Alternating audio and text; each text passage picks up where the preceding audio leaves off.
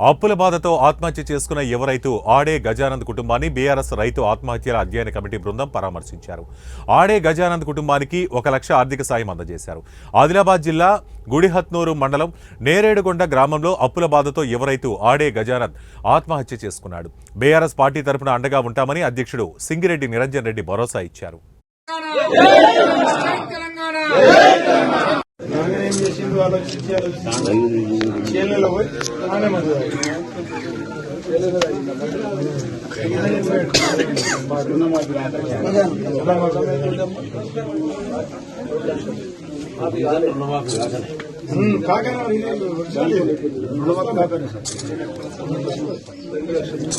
రుణమాఫీ కాలేదని బాధపడుతుండేనమ్మా, బాధపడుతుండే రుణమాఫీ కాలేదు, ప్రభుత్వం ఇస్తాం కదా, రుణమాఫీ కాలేదని బాధపడుతుండే.